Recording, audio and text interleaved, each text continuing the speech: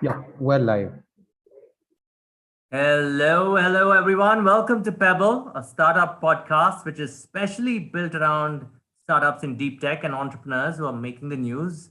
I'm your host and founder, Vishal Krishna. I love retail, been covering it for 20 years, covered everything from distribution to brands to Kirana stores. By the way, retail is a $1 trillion economy in India. But everything is focused on the 12 million Kiranas, like I told you. What about those 500,000 distributors that supply to these Kiranas? What about the brands? What's digitization got to do with them? Answering all these questions are the founders of Ripplr. I have with me Abhishek, Nehru, and Santosh Dabke, the founders. Hi, guys. How are you? Hi Vishal.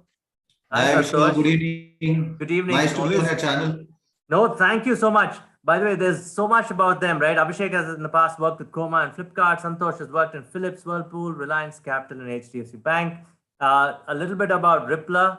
It's an asset-light technology that makes brands relevant in this era where people are talking only Kirana digitization. And gentlemen, what's happening with the brands? Why should the brands look at this more seriously? But the entire market, if you look at it, everyone talks about Kirana stores, Kirana digitization, which I'm happy for. But brands also need information. So how did Ripplr begin? And what is Ripplr? Go for it. Who's going for it? Abhishek? Santosh? Yeah, actually, I'll take that Yes, question. please. Interestingly, so I and Santosh both come from the right background. Santosh comes from sales and distribution. I come from supply chain. We complement each other, and what we realized during our careers that a lot of companies are coming solving the GT or general trade or the Kirana problem, but there are bigger problems with the brand faces, and nobody's thinking from their side. And if you look at brands are working with typically a very disorganized, fragmented, authorized distribution network, which is, you have 4 lakh authorized distributors. And if you typically look at any other country, I understand that most of the developed countries are driven by modern trade than general trade, but that doesn't mean the distribution cannot be organized. There cannot be large authorized distributors, multi-brand distributors in India. So that's what we are trying to build. And I am realize that this consolidated distribution will happen pretty fast. And can we be there at the right place at the right? Santosh, you want to add? Santosh? I think we lost Abhishek there. So you want to add? Go on. Yeah, surely. So like Abhishek said, Vishal, I think it was a memorable journey. So both of us spent more than 2 decades, understanding the domain and what are the challenges which the brands face. So I've worked with a lot of brands. Abhishek has worked with all the MNC brands, and we realized that most of the brands have been working with the distribution system for last 2-3 decades, and they've been really doing wonderfully well. So there are, just to give you the numbers or some statistics on the Indian FMCG business, it's $110 billion market, Vishal, which is very, very large. So India is one of the fastest growing markets in the world, and which, is getting attraction across the globe. So both from the money flow point of view as well as from the disruption point of view. So what is happening is, all these, $110 billion market likely to double in next 2-3 years, is serviced by almost 10-12 lakh mom and pop stores. So if you look at, what is Kirana is like, next door retailer who's ready to service you at any given point of time.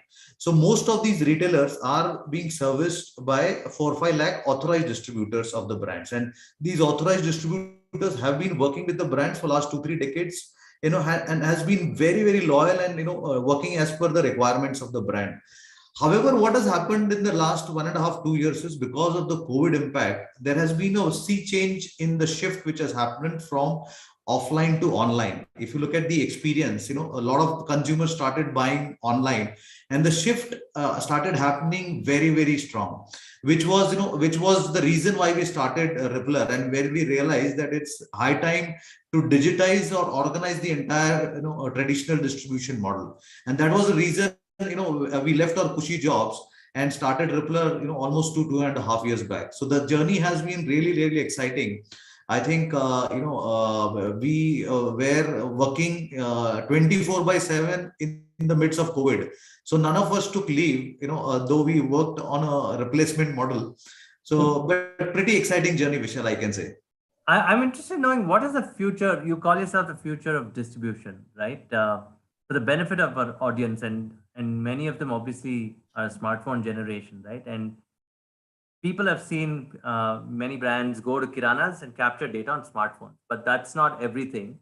Abhishek, I want to quickly ask you, what is distribution all about? We have to separate brands here, we have to separate kiranas here, and the distribution in between. You want to give us the outlook on how it is at this point of time and how you guys are stitching together this piece of data for brands? So yeah, Vishal. So if you look at the distribution in India, it's very fragmented. I would say there is no science or data which plays, even though brand uses some, larger brands now are using some data science to move. But what about the distributors? The product, if they fail in the distribution, how will they compete on the shelf? So what I mean that if the product doesn't even reach the right shelf at the right time, how will it compete on the shelf? Now look at the difference what has happened since the last generation. When my mother used to go to buy a cream in the market, she used to go buy a cream, a cold cream. But now when my wife or my kids are going in the market, they are buying a Dove cream or a cold gel or a Vaseline. So they know exactly what they want to buy. And if they don't buy that, don't find that product on the shelf of that retail store, either they will go to the next retail store or order it online. So many channels are there right now, and the brand will lose the market share. So that's where the distribution things come in. Till now, it was run very traditionally across that, the brand used to tell them, get them the orders. Distributors were just treated as financiers and delivery partners. They were never asked And to they would use lose, the and the brain. margins are very bad, right? And I think Yes, what, 5%? right. 5.5% goes up to 6% for some brand. But yeah, that's the average. And with the kind of scale these small distributors have, even though they made a lot of, so you have to look at distribution a little bit different, even though, as you say, it's a 5% margin, but it's a very high turn margin. So now this is how we explain this business, that if you invest 1 crore in the business, in working capital of this business, and if you are able to do, traditionally the distributor used to do 2 turns, so you make 2 crores in a month. An investment of 1 crore gives you a 24 crore with turnover in a year, and that 6% which you get is on that 24 crores with an investment of 1 crore. I find very few business which gives you a 24 crore kind of a turnover at an investment of 1 crore. Now look at us, what we have done with the data science, with optimization. We are already doing 3.5 turns. So with an investment of 1 crore, we do 3.5 crores of business a month. Our target is to take it to 5%. And that's where the technology layer, the economies of scale layer, everything will come in. Now, what we think about, as you said, about our digitization, that your sales guy is taking an app and taking an order. That's not all about digitization. It needs to flow back to your warehouse. Your picking, packing, segregation needs to be optimized at the warehousing point. Then your delivery needs to be optimized. That how can, if you have a multi-brand, how you can club and send it to the brand in a single vehicle or in a more optimized way. So there are a lot of things which can be done. Now data, what is the kind of inventory you need to keep so that you can give the right product, or the fill rate which we talk about, right product what the retailer is asking, because retailer is asking for a 100-gram cream and you are telling him I have only 500 grams, and sometimes retailer might buy and it will never sell and it will come back. So that's the data layer we are building. Next big problem, there's a lot of lending layer. These traditional distributors were treated as lending partners. So can we solve that for the retailers? Can we get them lending at a very good price? So we are also building a fintech layer, which is solving a lot of lending problems for these retailers. And that's how the whole digitization, whole platformization of the distribution is happening, and we are part of it. One thing, I want you both to tell me that why couldn't this be solved efficiently 10 years ago? I think, obviously you guys are all cloud first companies, right? And it's a SaaS model, I feel. And there's you have an asset light model also. You want to explain that to me too. Why couldn't it be done 10 years ago? You guys started in 2019. I also want to know that story. Why did you get together? How did that happen? Just set this in context and why 10 years ago nobody thought about this. And you've raised a lot of money. I think 15 million was the last, was 12 plus 3 you've done, right? Right. That's something that you've done. It's 15 million total. I want to set this context because I want everyone to understand the nature of India's consumption is so large. So a player like you can really become the modern age distributor to speak, right? So one end your technology, one end there's inventory that you can also manage. So how do you, and like you said, 3.5 tons every month, and how do you manage that, right? And then get into the story of how your experience made you start up, right? Right. It's 2-3 questions there. Go on. So I'll like to highlight this. So as you rightly said, we have been studying or doing research on this model for a long time. Okay, because in fact, when we ideated this, saying that there will be a consolidation and distribution, it was almost for last 4 or 5 years that we have been brainstorming this, and we realized that at some point of time this will shape up. Fortunately or unfortunately, I'll say, Vishal, I think COVID was a very big game changer. Because what happened in COVID is, the entire shift of buying behavior shifted from offline to online. So today we are talking about a consumer who used to go to the next door Kirana outlet and buy all their FMCG requirements. Because of COVID and the shutdown or the lockdown, a lot of things started happening online, and that is where you will see a lot of change happened from physical to digital. That's where the need came in first, because you have to be at the right time at the right place. And fortunately, like we say that we are at the right time at the right place to organize or digitize the entire distribution model. Because I'll tell you, when you ask this question about why digitization right now, and this is just for all the viewers typically who are youngsters, digitization, if you look at Indian businesses, a lot of these businesses there are typically 3-4 categories. One is B2C business, which is business to consumer. Then there is a B2B business, which is business to business. And the third category, which is also emerging very fast, is the B2B2C, which is business to consumer. Now, I think COVID has been a big game changer across the 3 layers.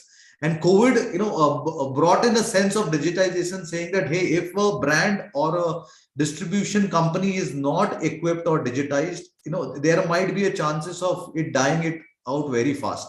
And that's the reason we realize that most of these smaller distributors, let me give you a bit of background also. If you look at India, we break India into 2 pieces. One is the metro India, which is typically concentrated into 10-15 metros, and the rural Bharat, which we say, which is into the thousands of cities and towns which we have in India, right? So most of the smaller towns in India are not digitized on the B2B space at all.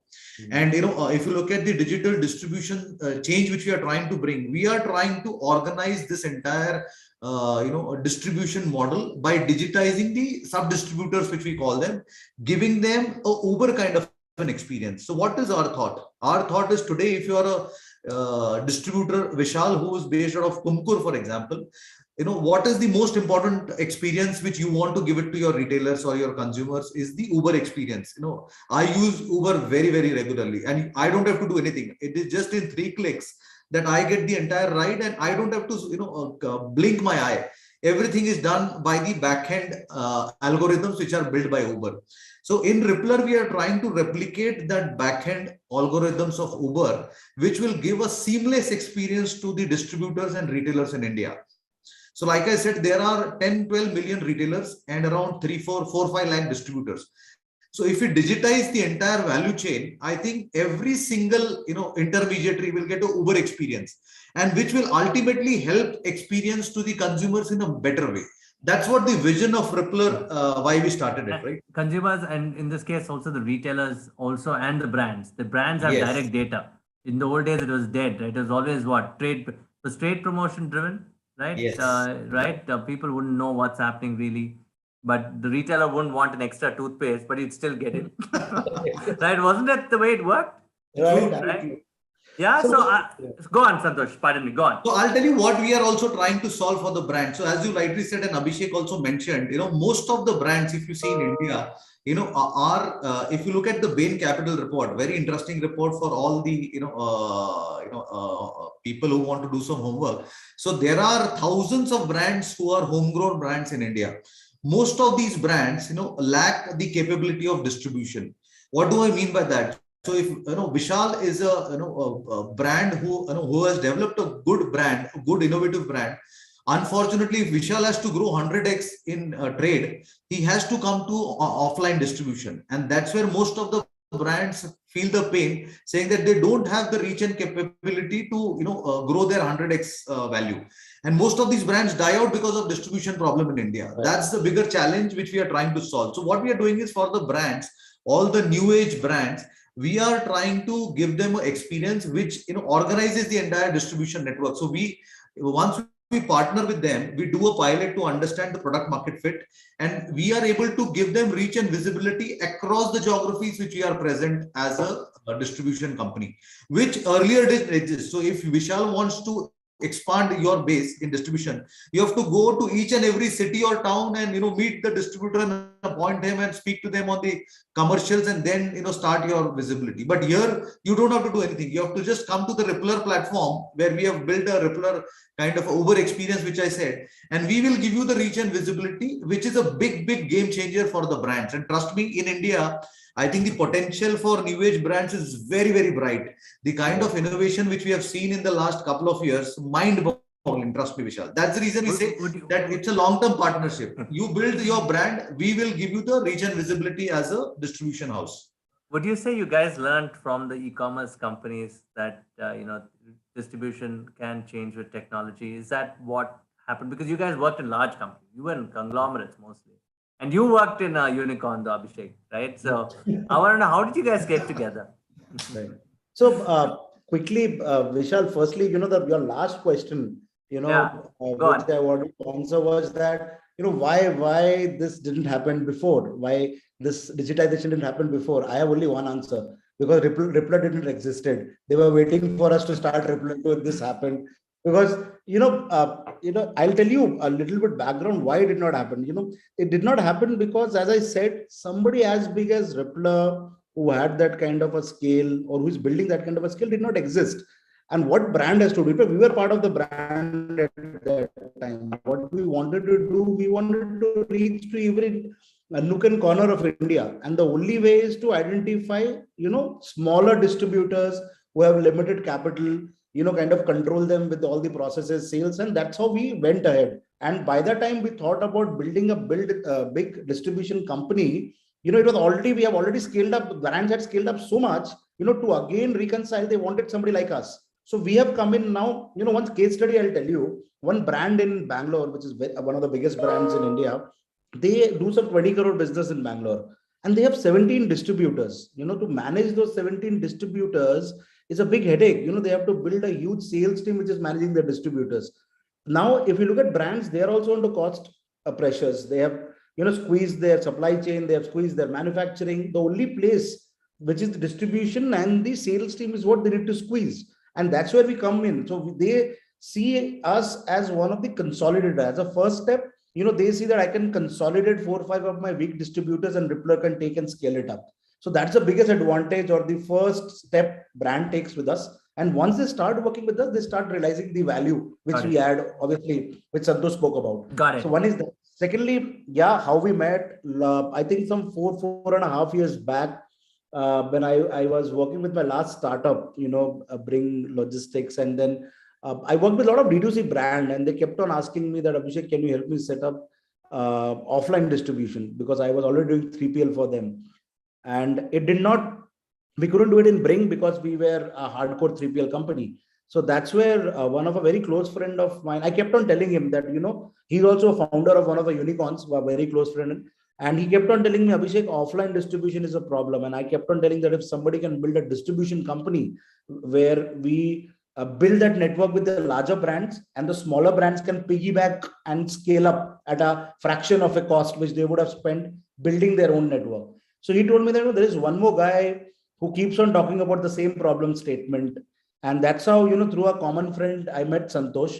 It took us almost 1.5 years, we dated for almost 1.5 years. We really struck the deal. Right, we did. And then, we threshed out all the problem statements. We did our research. And that's how we left our last. You know what impresses me, Abhishek? The fact that Santosh and I spoke, because you guys started at a time when COVID was, Yes. just started up, in fact, right? Yes. And I think a seed round had happened with 314. I think Santosh, correct me if I'm wrong. Right. That had happened, and then Yes.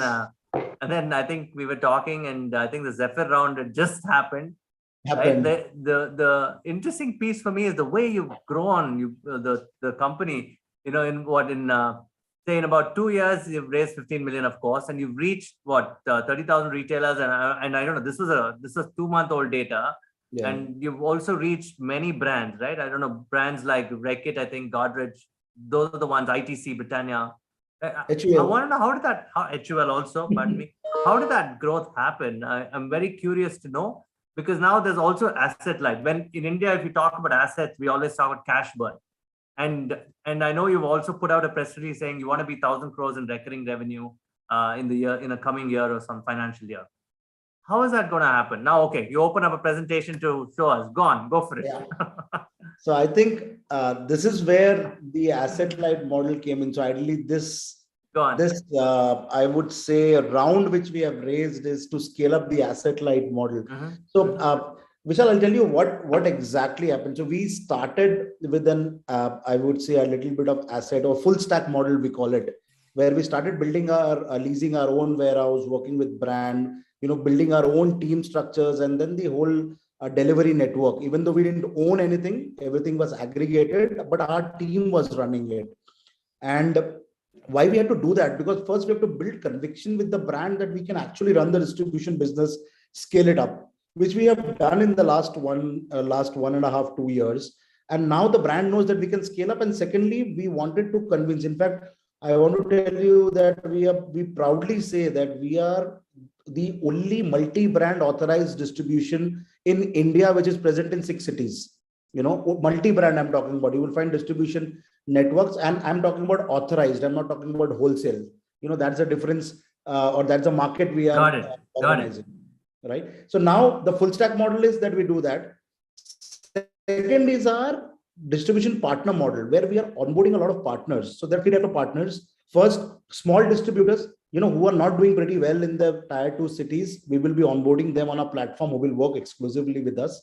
Secondly, a lot of younger guys who are working with bigger brands in the cities want to go back to their hometown, or people who understand distribution want to go back to their hometown and start distribution. We will enable them, to become. And thirdly, when we went to the smaller cities to talk to people on distribution, a lot of women entrepreneurs came to us, so that we have capital, we understand how to do business, but nobody is enabling us in distribution. So these are retailers. These are retailers. I'm talking about the distributors. Okay, distributors. Go on. So now these guys, we will be onboarding on our platform, and as Santosh said, everything will be through an Uberized model, that you just come to your warehouse. Phenomenal. So that's micro distribution for you. Yes. So they can reach many more outlets. Exactly. In fact, Vishal, we believe in one thing. All the startups says that we are killing the industry, we are killing the traditional people. We don't want to do that. These traditional guys for the last 3 decades have been running distribution in India. They are only losing because they don't have the technology firepower, they don't have the process scale firepower. That's what we'll give them. We will enable them with technology, we will enable them on a platform, and we will ensure them that they grow, and we will be hands in gloves with them to grow them. And that's where we also make our money through commissions to that business. So in the top 7 cities, we will be with a full stack model, but in the rest 300 cities where we plan to go in the next 24 months, we will have distribution partners whom we will enable them, because they understand the local market better than us. They understand the local people, the kind of requirement, what they need, a platform enablement.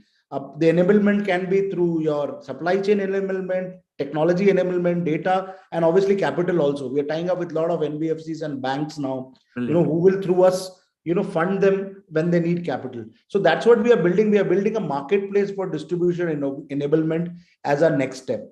And that's the asset light model. Okay, I want to pause here. What is this going to do to a brand? I know you're going to do rural entrepreneurship, tier 4, tier 5 city entrepreneurship. All that's lovely. But in all this, the brands have always felt left out in this entire journey, right? They thought they own the distribution ecosystem, but then the distributor controlled the data, and sometimes wrong data, right? Now that's going to change. Is that data alone that's going to change everything? What I'm asking this because there is lots of D2C brands that are coming in. They can also be your clients because they also have to go offline, right? What does the brand need from you? What do they come and say? Can Abhishek, can you, Santosh, tell me that So what geographies. I'll Go add on on, to this. go for it. Go Yeah, for it. Vishal. So what is important, like Abhishek mentioned rightly, today, when we, went through the entire value chain, we realized that, a lot of the, distribution channels are getting weaker because of, one is the COVID impact, second one is the succession impact also, because the second, third generation, of the, existing partners are not, keen on continuing the business. That is one of the reasons.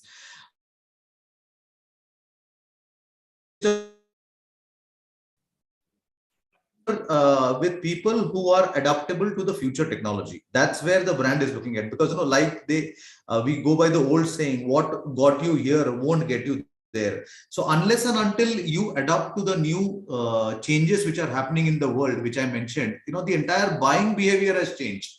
Earlier, the buying behavior was completely different, and post COVID, the buying behavior has completely shifted online. So if you ask my kids, they won't be knowing how to purchase, go and buy it from a retail shop. They will just do it at the click of the button.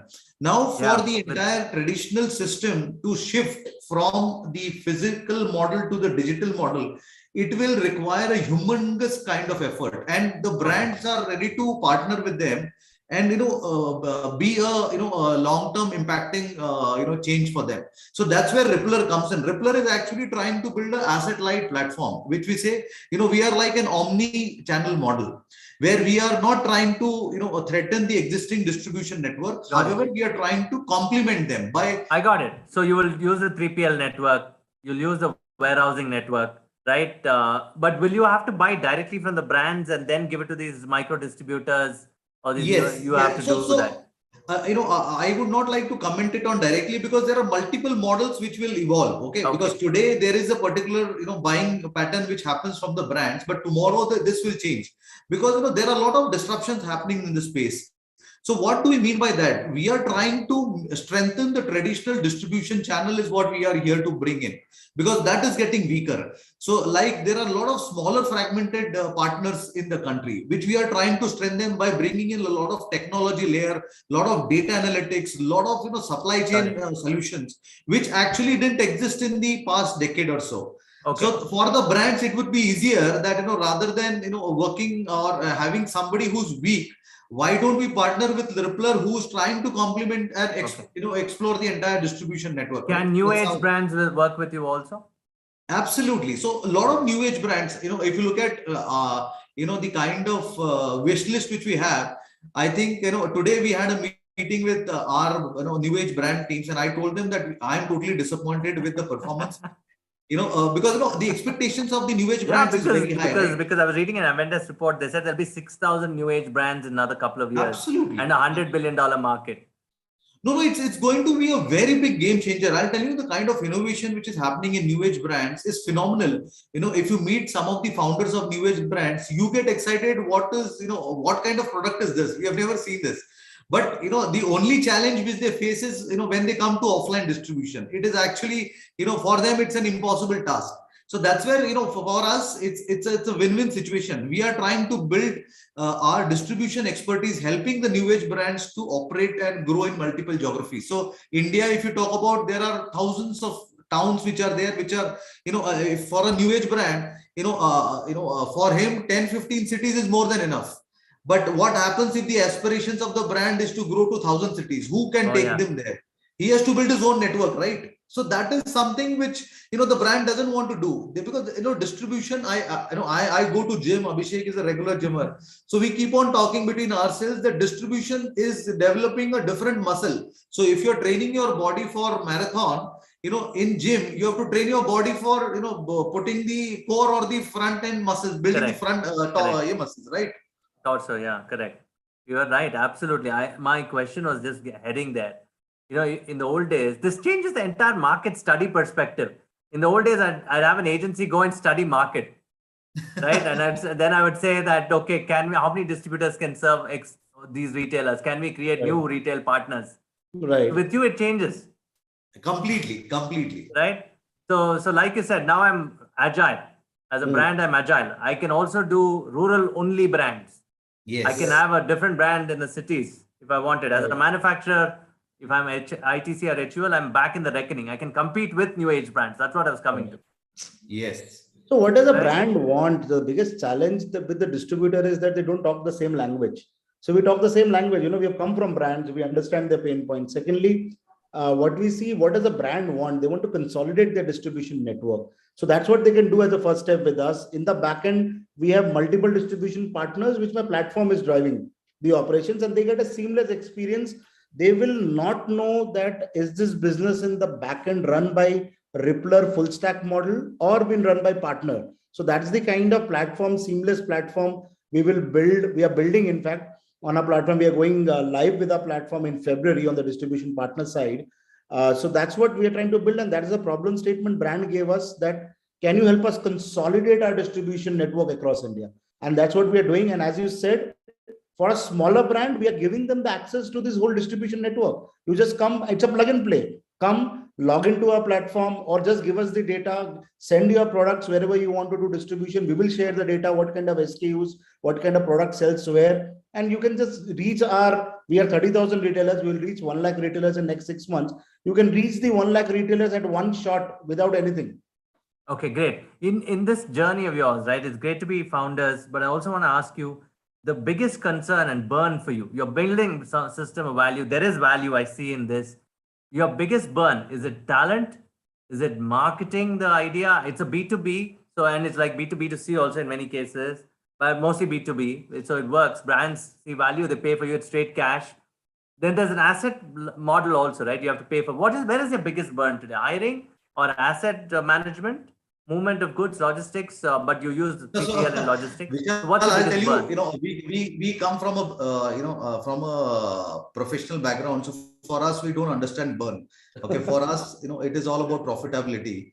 And like we keep on saying, there's no point in burning money and making businesses, right? Because the business will not be sustainable. So the first principle what we apply is how best the business can be profitable, how fast it can be profitable, and keeping a win-win situation for both the the parties, right? So a burn is not a right way of putting it. What we intend to do. So I'll tell you, where do we look at investment. So currently, if you look at where is the growth capital going into, the growth capital is going into two forms. One is building existing capabilities. Like I say, we want to expand from 200 cities in next 1 year. That is our growth plan. So the some of the growth capital will grow there. The other part of the growth capital will also be growing in expanding the tech capabilities. So like Abhishek mentioned, we are trying to organize or give a seamless experience to all the distributors across the country and the retailers. So for that, you need to build a robust technology. And I think, that's a very, very long-term kind of an investment, which we are trying to, look at, investing, which, we are confident that we will get a very, very strong return on investment in the next coming, future. Okay, great. I mean, I wish you best. Let's go to audience questions. Are you done with the presentation? Yes. Yeah, great. Guys, I hope you enjoyed that, but keep sending your questions. Let's start with the first two. This is from Aarti, okay? And she says, what are some of the common difficulties that you face in getting people to adapt to your systems and convincing them that you're different? Because doesn't the existing ecosystem get angry also that, hey, what is this? No. So I'll very interesting, because we are from Aarti, yeah, by the way. Yeah, we are trying to play we are trying to complement the existing system. So we are not trying to change it. So like Abhishek said, we are trying to complement the existing traditional network by helping them on building more capabilities at the back end as well as on the tech side. So it is a win-win model. We don't think we are competing with anybody. In fact, our first principle is to complement the existing system to grow faster.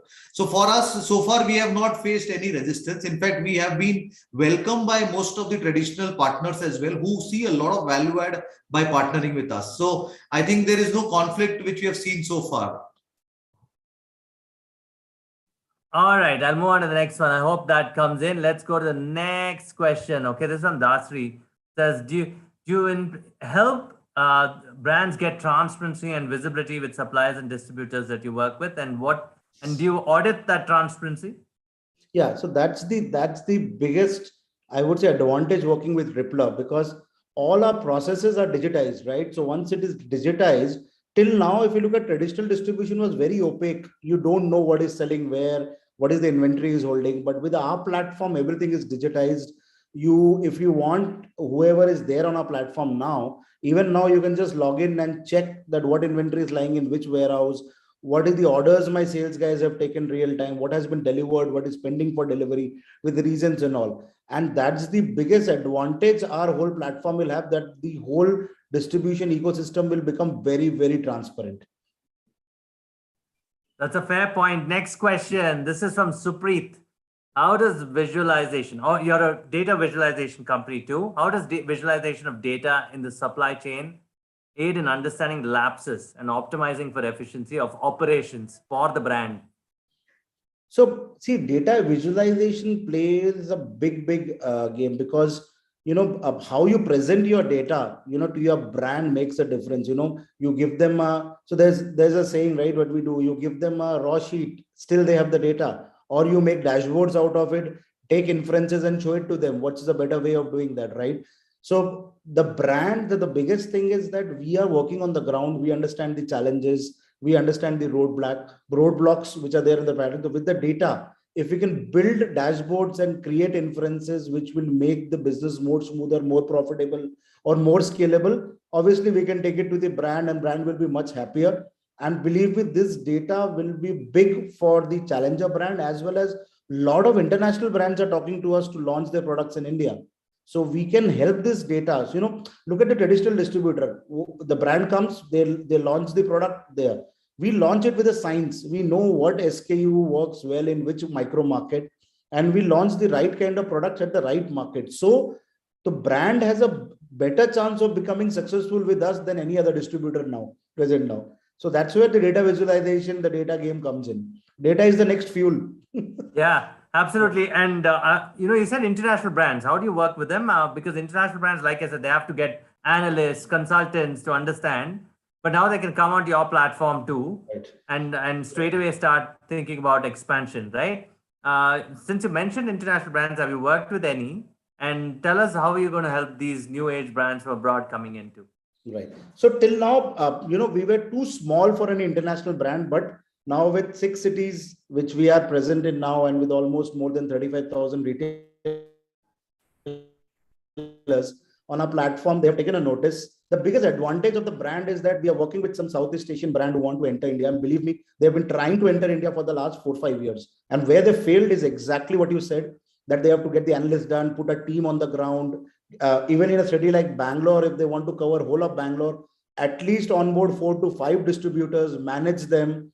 It's a huge problem. Now we're speaking, as I said, we are speaking to a couple of Southeast Asian brand. They are sitting in their country, and because of COVID, they are not able to travel also. They have decided, they worked with us on data analytics, they have decided with us on the strategy, launch plan, everything we have done now. Now the only thing is left is that negotiating the margins and all, which we are almost closing now. And then we take them to 6 cities at one shot, with not even a single guy who directly works with that brand being present in the country.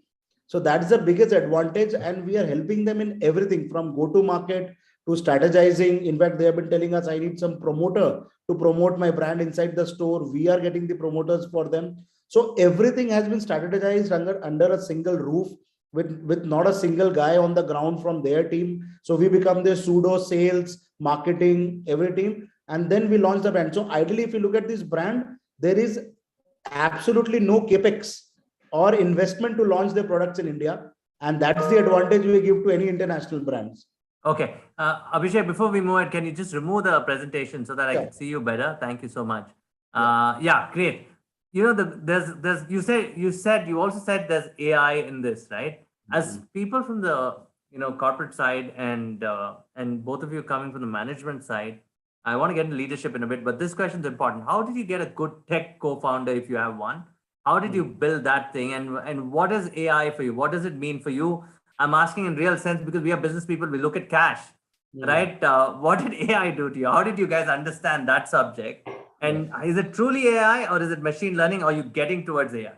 Right. No, so I'll take that. Probably Abhishek can add on to this. So Vishal, if you look at how we look at the tech part of it. Okay, so I'll take the AI, MI, everything, all the jargon separately. But just to set the context very simply, with one of the brands, leading brands which we are working, there are 500 to 1,000 SKUs. Okay, and take a combination of 500 SKUs with 5 lakh retailers.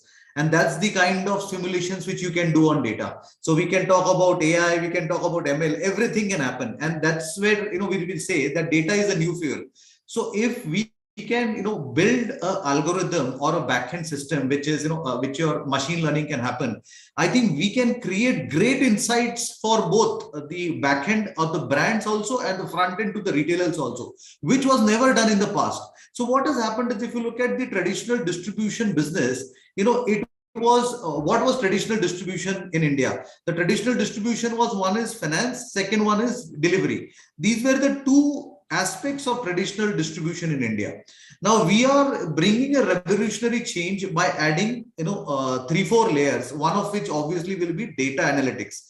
And once you talk about data analytics, in FMCG, the more the data, the more you can get insights or create conclusions on that. So that's what we are trying to revolutionize that. And trust me, when we talk about talent, the kind of requirement which we have on the back end, on the tech side, to build the entire backend model both on AI and ML, it's going to be humongous, because as we expand to new geographies, our data hunger or the thirst will only increase. And the thirst will increase because the brands will be thirsty to understand. Because if you look at just to give you an example, what is the biggest pain point for the brands? The biggest pain point for the brand is the failure of new product launches. Yeah. Why does a new product launch fails? The new product launch fails because there is no sufficient data which is which is collected from the ground and given it as a tool to the brands. Most of the brands do simulations and do product launches. Say, let's take an example. If you want to launch a juice product in Bangalore, what is the qualitative data which you can get actually from your partners, which can help you to make a scientific decision of launching a juice? Whether you can launch a 50 ml or a 100 ml pack or a 500, there is no scientific methodology which is implemented in India. That's the unfortunate truth. And with us, if we build the data capability, we will be able to give a real-time visibility to the brand, saying that, hey, your this kind of a juice is selling, and this is where the opportunity lies. So data, visualization or data analytics is going to be a very big game changer at the back end, which we see really changing the fortunes for the brands as well. Okay, and there's a question. Go on, Abhishek. Go on. Yeah, go on. quickly on the AI, it's common sense, So now I'll tell you a very simple thing. Till now, sales guys used to go and take orders from the retailer. Retailer has no science, his experience, his is all is ready, and tell, Acha, this is over, just give me this is over. Just fill it up. Just fill it, right? Now, the kind of data flowing through our platform, we are building a suggestion algorithm where actually my salesman goes and he actually knows that what he has been buying from us, what he has been returning, what is getting expired, or what is still stuck on his shelf. So the machine learning actually gives a suggestion saying that, okay, boss, he should tell him to only invest on these 20 SKUs, 80% of his capital. And then slowly and steadily with AI coming in, this will become more smarter. It will start depicting trend so that I can give the data to the brand so that, boss, you manufacture this product during this time of the month so that I can have a better fill rate to this retailer. So ideally, a target is that with this AI ML as a business guy, what I want to achieve is that the retailer should tell that whatever Ripplr sells actually gets liquidated in one day.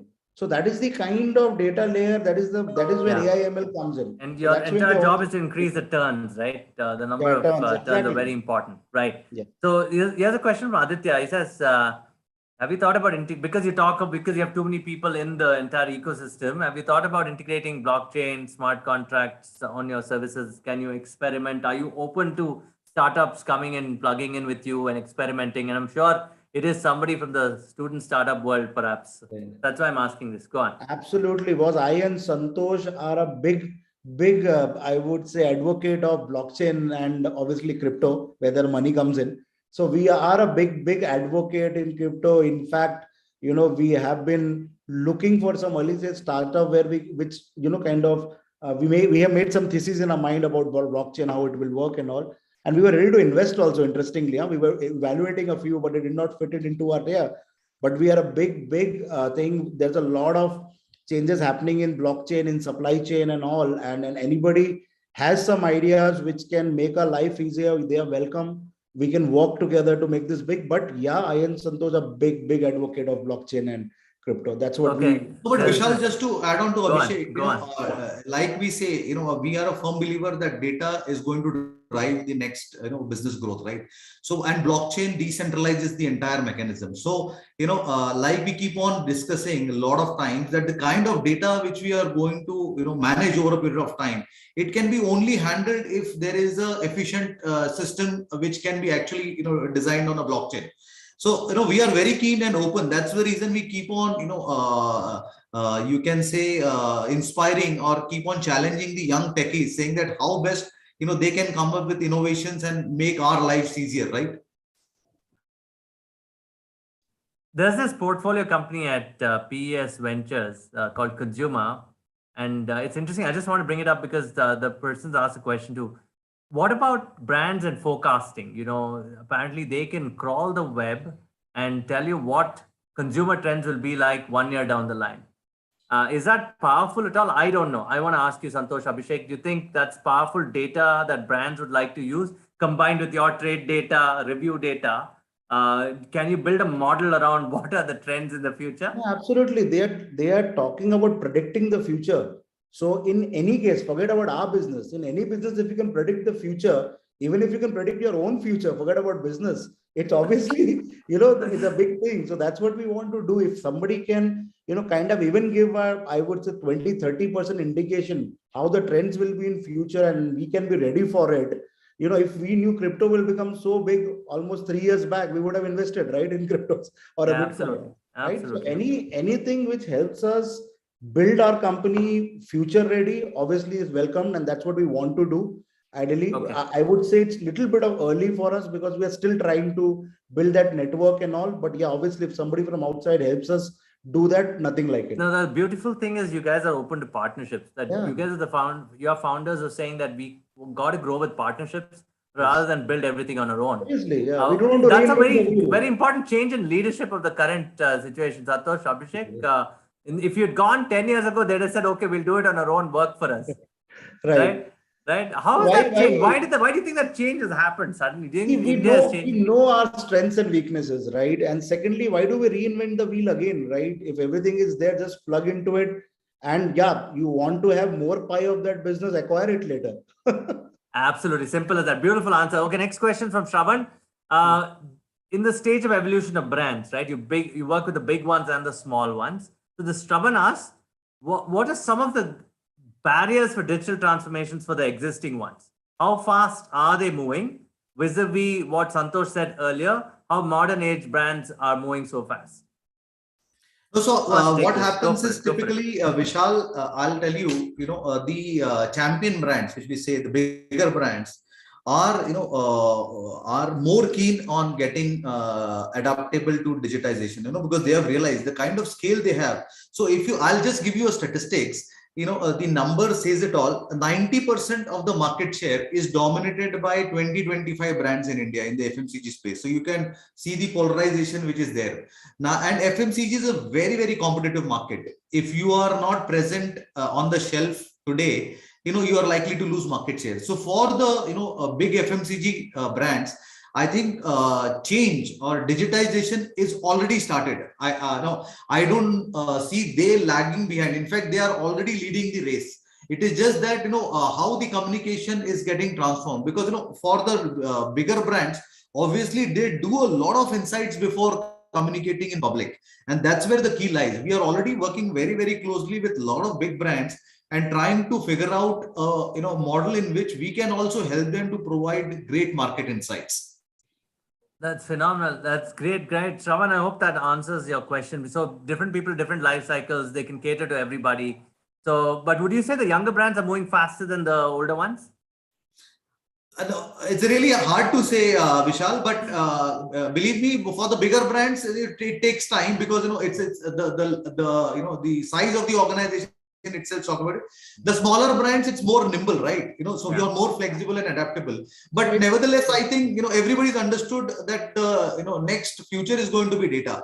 So everybody started digitizing now. And I think last 1 year, now I'll tell you, Vishal, COVID, first wave, Delta wave, Omicron wave, every wave has taught you saying that if you are not going to change on digital side, you will be, left behind. So, everybody has understood that. Okay. So it's natural. Elephant walks slower, dogs will walk faster. So the bigger brands are elephants, right? It will take time to move. The smaller brands are dogs, they will run faster. So yeah, I agree. Smaller brands are more adaptive, more nimble. Larger brands, we now understand because we were more adaptive and faster to change our processes when we were doing just 5 crore business. Now we are doing a huge business. It takes us time also to change. Got it. Next question is very interesting. He likes the fact that you're going to smaller towns, help distributors, create these new distributors, women entrepreneurs and all that. They want to know does the brand pay you guys or does the distributor in those regions pay you? This is a question on Deekshit. How does, you're digitizing the entire piece, they understand. Go on. Vishal, what we'll do, this is something which we are, still discussing, and I will call it work under process, okay? Because there is no right or wrong mechanism to this. It depends on the brand strategy and it depends on how they want to expand.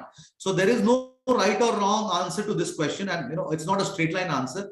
But like I said, we are the first pioneers to look at this kind of a model because it's a win-win. The distributors are also winning, the brands are also winning, and obviously the retailers are also winning, right? So we are trying to figure out the right metrics in which it's a win-win across the value chain. Okay. So at a very broad level, Vishal, obviously the brand pays because their product is getting sold. That is clear. And these guys has the capability. Their job is to run the capability. Our job is to enable everything. So at a very broad level. Okay. This is a leadership questions. 2-3 things. One on, you have an ops team, you have a technology team. What are some of the KPIs? How do you measure the digital transformation that you do across your teams? Because they have to be brought into Abhishek's and Santosh's vision, right? How do you measure as leaders how different teams function? And do the brands give you feedback after that because of the team's good work? So I'll answer it. This is from Chandesh. This is a good question from Chandesh. Okay, yeah. So very interesting question, and it's always a catch 22 because as a startup you have to manage and balance every aspect. So for me, I look at it 2 ways. One is the inside out theory, and the other one is outside in theory. So inside out is collaborating within the team so that you as a founder we have to be very clear in what is our expectation is from the teams so that everybody gets aligned with the vision of the organization. That's one. And then we start solving all the challenges step by step. The second one is, the proof of the pudding is eating it, according to me, because unless and until your customers are satisfied, you really don't do any meaningful business, right? So for me, it's the outside in theory. We would like to understand and take feedbacks on regular basis. So we have derived a mechanism in which we take periodic feedback from, every relevant stakeholders. And we try to, then assess what is the capability matrix which you have to develop in-house. But I think more relevant is outside in because the world is changing so fast, Vishal, that if you are not geared up to the changes externally, you might lose out on the battle internally. So whether you are building a phenomenal tech or phenomenal ops or phenomenal business, unless and until you know what are the realities or the requirements of your customers, you will be irrelevant in long term, right? So broad level, it starts from hiring. That's where we kind of understand, what is the mindset. And fortunately, most of the people who are working with us have come from, large organizations where they have, KPI driven by digital and all those things. So obviously, first thing is that at least the basic mindset is there or not. That's where the hiring comes in. And then after that, we groom them. They understand our business. Okay. And exactly what Santosh said. I want to ask you because you're mature founders and you've been around industry long enough. In my break time, when I worked with a startup previously, the founders would literally say we have to make our employees run like horses, like race horses. And I can't use. They would say it in Hindi. Right. It's very interesting, right? But you know what I mean, right? So how do you handle it? I mean, as founders who know that India doesn't just require valuation. It requires, like you said, Santosh, we are cash. We're about cash. We have to generate money. That's what brings value. Abhishek, you should tell us, as leaders, how do you build great teams, teams that are accountable for sure, but also not in the race of valuation. You make them run like races, like racehorses. Right. So that's the, I would say, I and Santosh keep on discussing is the right balance we have to maintain between, building a business and, kind of, so there are two things. So do I have a mindless growth, just growth at any cost? That's what is the mantra which you find in startup: growth at any cost. In fact, we see their business numbers are even less than the burn they are doing, right? So Yeah, that is something absolutely. which we don't understand, because we, as Santosh said, almost 20 years each in the industry, we understand about fundamentally strong business. We have to build fundamentally strong business. Obviously, we have to scale fast. Technology needs to come in. It doesn't come. Technology doesn't give you back or the ROI instantly like any business. It takes time to mature and give you the right kind of feedback, so that we understand long-term investment is required in this business. But yeah, purely fundamental should be strong. Your business should be strong. And then, the biggest answer which Santosh loves telling every time is that TAM needs to be big. Look at the Tremendously big. industry where we are, $200 billion only FMCG. If I take all the retailing, it is $1 trillion market. And this is the market which will take us to $5 trillion, which will have at least 10 to 15% contribution in taking you to that $5 trillion, view or the dream which we Indians have through our Prime Minister, right? So that is something, this is a big industry, lot of things to do, lot of problems to solve. I think, that's how it should be. So I'll add Got on it. to it. One of the things which we live by is, we have to create value for all the stakeholders. Valuation is a, secondary factor for, us. Value is what we need to create. One is value for all the stakeholders, predominantly our customers, then our investors, and then our employees. I think all the three are, in line in terms of the value creation mode. Second thing is, in Ripplr, we believe on a work-life balance. So I am a firm believer that unless and until you balance your work life, you will get burnt out. And, in startups, we work 24/7. So, sometimes, we, people call us crazy, but that's how startup works, right? We work 24/7. But then how do you manage your work life is very important. You have to spend time. For us, family and fitness are the most important principles which we follow. That's Because, true. That is it's true. very Family and important. fitness is At times important. we don't see that, but family and fitness. So fitness is for self, and family, time is for your Mental family. nourishment. Yeah, absolutely. And last but not the least, I'll tell you, Vishal, in terms of the, entire Ripplr culture, we look at youngsters to, give a lot of insights, because I at times get perplexed or mesmerized by the, innovation which the youngsters think. I still feel I'm outdated, from the innovation point of view. But when I meet youngsters, or when I look at techies, or, the way we interact with our teams, I get mesmerized by the way their thinking is. Their thinking is totally different. The kind, out of, if you meet 10 youngsters, all of them will think in a different tangent. And for us, we are, in a very block fashion. So that's the reason we promote hiring, youngsters who can create a lot of value. So in fact, we internally discuss that we have, internal projects, which, is like a startup in Ripplr. So which gives an activity, which can actually challenge youngsters to create more innovation. And we would love to have more entrepreneurs. And it's like a beautiful, in large corporates, they did that, right? The entrepreneur program, you come and own it, it becomes your own P&L, and you get compensated very well too. And that's wonderful. And I hope that happens. We're running out of time, but we still have time for one question. And this is from Abhilash, okay? With 5G technology on the rise, what does it mean, or / how does it affect, improve, or depreciate your solutions? How do you plan on adopting to it? Basically means with 5G, I think you're going to get more powerful. No, it's going to be easier. Obviously. Yeah. So are you an app or something? You're an app for retailers. You're an app for brands. You're an in-between layer for everybody. So whatever I understand about 5G, the things will become more powerful, more accurate. Geotagging will become much better. So a lot of things, I think we will go, from strength to strength with 5G coming in. So too early to comment because we have not experienced it. But I feel 5G will make there are a lot of other stories are not a part of the 5G. But yeah, 5G will actually take us to the next level of solution. And as again to the last question, which you have said, as Santosh, and I keep on telling that startup is not a sprint, it's a marathon. So you don't need to, you will burn out if you do a sprint. So balance everything and run a marathon and make a long-term company. That's amazing. Ladies and gentlemen, this is Ripplr. Santosh and Abhishek, the founders. And thanks for watching Pebble. And I'm your host, Vishal Krishna, and the founder here. Keep tuning in. We'll probably have Santosh and Abhishek back again soon on a panel that talks about how India's distribution and brands are changing. Perhaps we should do that, no, Santosh? Absolutely. We should do something, Abhishek, with how the new age brands and the old age brands, put them all together and start quizzing them about how you transforming distribution. Would you like that? Absolutely, man. That will be a great session where we can ask them that what do they want from us. Yeah, we could probably ask them some tough questions also. Right. On that note, thank you for watching Pebble, and that's Ripplr, ladies and gentlemen. Go check them out. What is the website? Tell me your website so that let them go check it out. It's www.ripplr.in.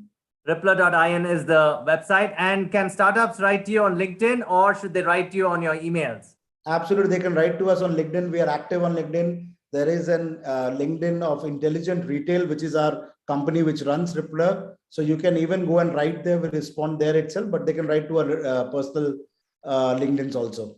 Or they can write us any queries on our email address. So my email address is Santosh, SANTOSH @ripplr.in. Abhishek is Abhishek@ripplr.in. So we'll be happy to have any queries. So sweet of you guys for sharing this. And guys, don't flood their emails by saying hire me. This is for startups, right? If you got an idea, pitch it to them, send in the decks. Thank you so much, Santosh. Abhishek will host you again soon. Sure. Thank you.